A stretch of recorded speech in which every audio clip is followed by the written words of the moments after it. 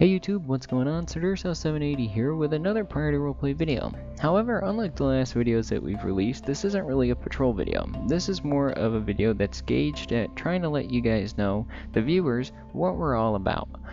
Areas that we could probably need some more help with, and I'm turning to you guys to kind of help us out here. I just want to start off by letting you guys know that Priority Roleplay does focus a lot with, American policing and American firefighting and a lot of the American things. How we do things here is different than really in any other country, so we try to mock the best that we can to America's policing. With that said, though, we don't want to discourage any people from other countries. We're lacking a lot of European members, and I just want to make it clear to everybody out there that's from Europe that's interested in joining a community that we definitely are open to that. We're more about getting in people from all over the world than just America. So anyone from other time zones or anything like that, you can definitely be fit into our schedule here. We're not just about bringing in people from America, England, anywhere in Europe, really. I mean, and not to name specifics, but we're an equal opportunity community, and I just want to make that aware to you guys. So if you are on the fence and you might be in, whether it's Australia, Northern Hemisphere, Southern Hemisphere, wherever it is, hopefully I said that right. Is it the Southern Hemisphere, or is it the Western or Eastern? Who the heck knows? I didn't do good in geography, but really just trying to get at the point that we're open to anybody from anywhere around the world, just to let you guys know that you definitely have a chance here. Priority Roleplay isn't just about the whole policing and the whole game. We do a lot more than that. You can see in some of our other videos, the truth behind Priority Roleplay. We have 2 of those videos, but definitely take a look at those. We're certainly not like any other place out there. We offer a lot more different things than they do, and overall our goal here is to try and change you guys for who you are, so you're better in the real world. No matter what it is, if you want to go and be a paramedic, you want to be a police officer, for the love of God, you want to be, a hula dancer, whatever you want to be when you grow up, we try to make sure that we can impose certain traits on you guys while you're here. We want to improve your communication skills, your organization skills, and your responsibility skills. So again, going back to no matter what part of the world you come from, it doesn't really matter, because no matter who you are, you're going to need those traits. And that's kind of what we're trying to implement here, is getting people, bettering themselves for the future. The next thing I wanted to touch on is the fire department. I know that that is kind of a struggling division for a lot of communities, because it's not really looked at in the mining community as much as it should. There's a lot less things you can do, because with the police or sheriff side of things, you're patrolling constantly 24/7, you're driving around in a car, you're looking for something to do, you're pulling people over.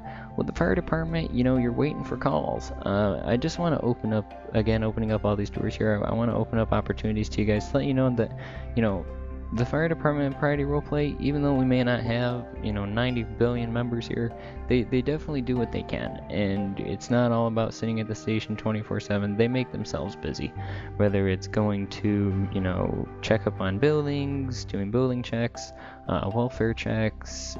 The amount of calls they get are through the roof recently, and they need more firefighters to help them out. You can probably see in the video right now that they're battling a massive structure fire in the Sprung factory. Our volunteer units are even helping out there, so we had to extend their resources to other members of the community that were interested in volunteering for the fire department and putting away their badge and gun so they could help out there.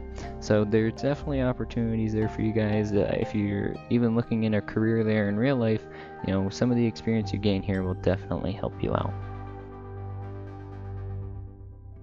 The next division I wanted to bring to you guys is Dispatch. Dispatch, really, we're open for anyone joining them. There's never enough people to help out with Dispatch. You don't have to have the best computer in the world, as long as it can run TeamSpeak, which is what we used to talk on. We're going to get into TeamSpeak a little bit later and the specifics of that to help you guys join, but Dispatch, you don't even need the game. Dispatch is an on-a-game role that you're pretty much the communication guideline between each unit. So let's say that you're dispatching and one officer needs another officer, you're in charge of making sure that that one gets there. It's a lot of responsibility, but it's a lot of fun.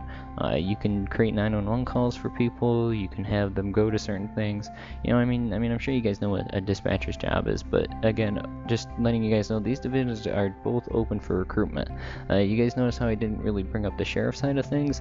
That's because we're doing pretty good as far as sheriff people go. Of course, we're always open for people that are interested in joining, but if you're on the fence about joining and you're not really sure which division you think you'd fit in with, fire department and dispatch are both definitely really good divisions, and they could use some more people. There's places to grow in each one, that's for sure. And if you want to join one and not the other, it's really cool about both divisions. They offer a certification for each. Fire department, you can be a volunteer fire. In dispatch, you can get a dispatch certification as well. There's a lot of things that we don't really talk about publicly because it's kind of our own little secrets that we have here, but there's a lot of other opportunities here for you guys to grow. You notice I keep bringing up the word opportunity. That's pretty much what this community is based around.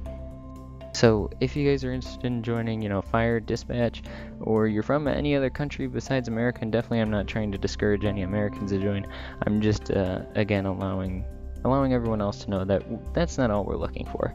We're definitely open to bringing up anyone from any part of the globe. The more people that we have, the more culture differences that we have, and it makes everything really cool and unique at the end of the day. A lot of the time we're spending in TeamSpeak, we're just talking around and stuff like that, but it's cool to hear stories about what other people are doing in other parts of the world. But yeah, if you guys are interested, just stay tuned a little bit. We're going to kind of go into the whole process of what it's like to join and what you need to do to get on our TeamSpeak and get accepted.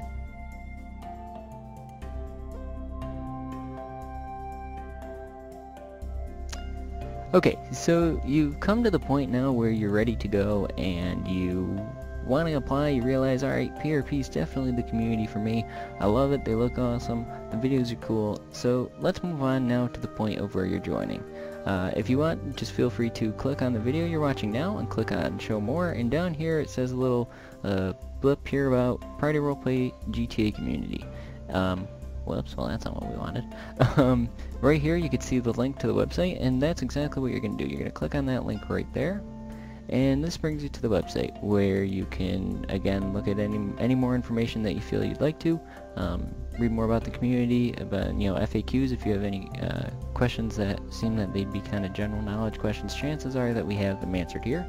About us goes over our mission, our approach to how we do certain things here, and pretty much just a gist of who we are. Public safety, read more up about the divisions, sheriff, fire, and dispatch. And then this here area here is just the member access and the gallery. Gallery is under construction, but the member access, that's just for the members themselves.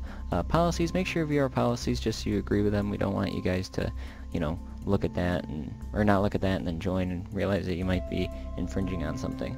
But let's say you did all that, now you're 100% sure you want to join, but you're not quite sure how. You don't really see a join button. Instead of a join button, we made it a lot easier, and we have a button up here that says connect to our TeamSpeak to join. So go ahead and click on that. And if you're not new to TeamSpeak and you kind of know your ways around the software, all you gotta do is click this button here that says click to join our TeamSpeak, and then launch application, and you're gonna be taken right there.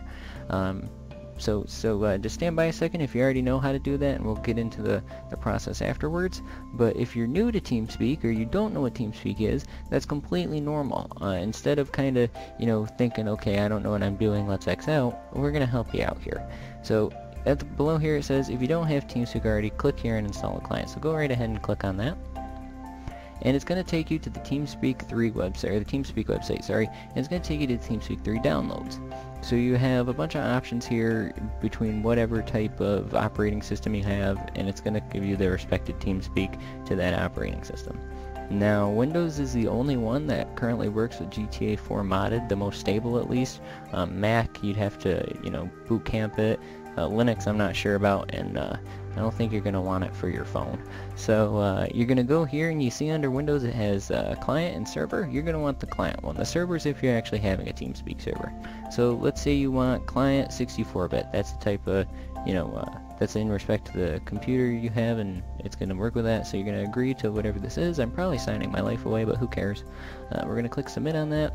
and you can just say no, take me to the download. And here you can click on this, or your download's going to start here in just a few seconds.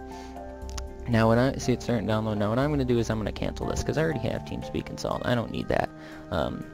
But once it's installed, it's going to have you set a few things up, make sure that your mic's working and all that, and let that process go through. It should only take about 5 minutes, and for it only to take 5 minutes for the amount of time you're going to be spending in Priority Roleplay, it's definitely well worth it. So now go click on Start, or sorry, sorry, I didn't know what I was saying there. I'm going to go ahead and click on Start, and I'm going to go to TeamSpeak 3 Client. And now mine's going to look a little different because it's mine. And it just sent me to the TeamSpeak already because that's how I had it already set up. But, so now this is your TeamSpeak. It probably looks a little bit different. Mine up here has, you know, a sheriff seal. Mine's also an older version. I don't really want to update it. Yours may look a little newer, a little more nice. But this is how mine looks. The functions are still the same though, so if you guys just still want to follow through on how to do this stuff, let's say that, you know, one day the button doesn't work on the website, so we're just going to head back to the website, which is priorityroleplay.com, and we're going to go to connect to our TeamSpeak to join.